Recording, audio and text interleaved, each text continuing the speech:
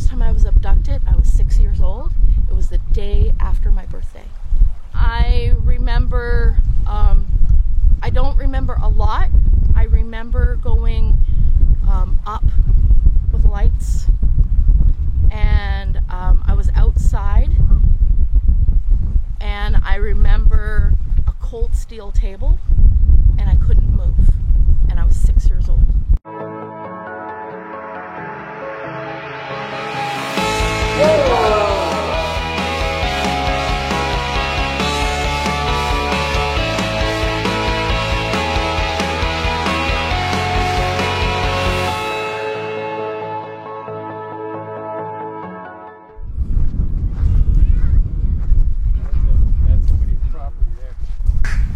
That must be Nora. That would be me. Nice, heavy. Oh, yeah, right there. Right there.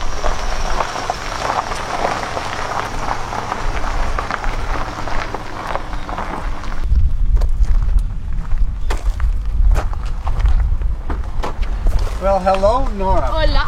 Hola, nice to finally meet you. Yeah, likewise. Pleased to meet you. And you. Chilly on the beach. It is. And we got some blankets and all that kind of stuff. Awesome. Oh, this must be the husband. And this is my husband, Brandon. Hey, Brandon. Nice to meet you. I'm Charles. Nice to meet you, man. And I'm Rob. Hi. How are you? Abductee many times over since I was a child. And that's yeah. you were telling me that, and that's very interesting. So I'd like to hear that. They're very interested as well. Rob is definitely interested. Yeah, and it's followed me, like literally abducted me. I've lived in every province across Canada, none of the territories, and I've been abducted in every province. So as a child, some of my earliest memories are of a star child in my room. I would wake up, you know, you'd go to bed at 7 o'clock at night. I was a small child, and I'd wake up and I could hear giggling at the end of my bed and eyes that glowed, and it would almost torment me. Not torment me in a bad way, but in a childlike, playful way. Even saying things like, "I know you are, but what am I?" I called him Damien just because I needed a name. Yeah. And Damien would come and come into my room in the middle of the night, like often. The first time I was abducted, I was 6 years old. It was the day after my birthday. And I remember, I don't remember a lot. I remember going up with lights, and I was outside, and I remember a cold steel table, and I couldn't move, and I was 6 years old. I've always been very spiritual, you know, meditation, and, you know, just like I'm a Reiki practitioner, and like this, it was instilled in me from my grandparents and my grandmother, and so it's something that has helped me through everything, because without it, and without, they would have locked me up by now. I swear it. I find that, especially after an abduction, there's pieces that are, I only know this much, you know. Memory is wiped. I know that I'm missing time. I know that I have marks on my body. I know that my joints are sore. You know, I'll start doing some meditation, and little pieces will start coming back, and it can take weeks sometime for me to actually get a full picture as to what happened. These started 4 years ago. It was actually my partner that said, "Why are you not documenting everything?" And it was because it's scary, and I'm terrified. Absolutely. And I have no control, and that's the worst part. There's no rhyme, no reason. When they went to put me on the bed, my nightstand is right beside my bed, and I was a little over too far, and my hand nailed the corner of the nightstand. So I woke up in pain, and I'm on my back, like they're laying me down, and I'm on my back, and all of a sudden I can see the portal close in my ceiling. Oh, okay.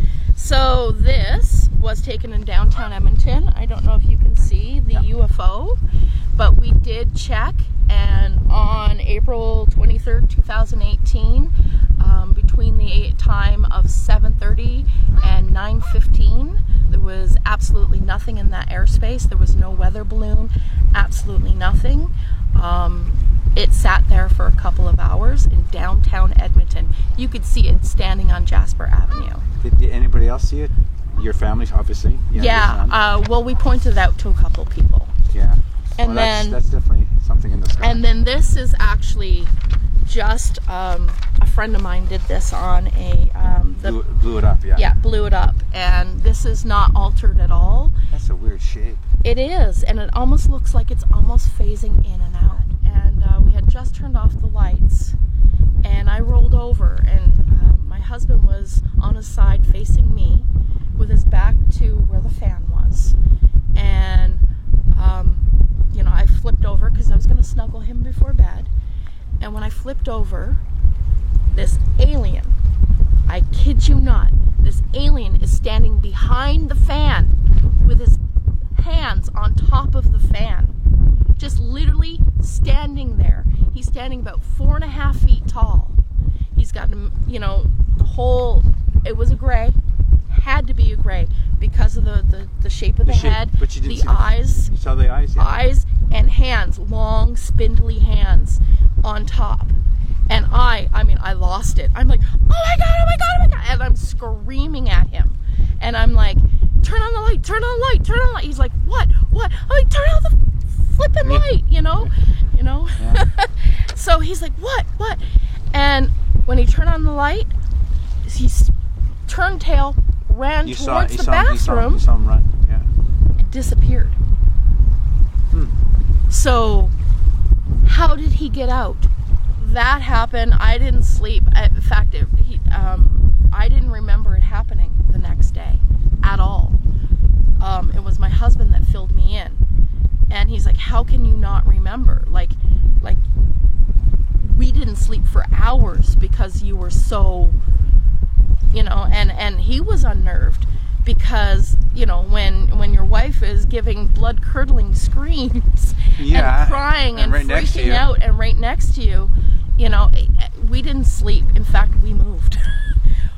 We moved February 1st to a new place. I couldn't stay there. I couldn't sleep. So January, I forgot to put a picture, but I had marks on my ankles. And look at the design. And that happened in December. So it had to have happened when when we finally fell asleep, something must happen because I woke up with marks. And so this is January 10th, 2020. It's a close-up of the marks left on my body.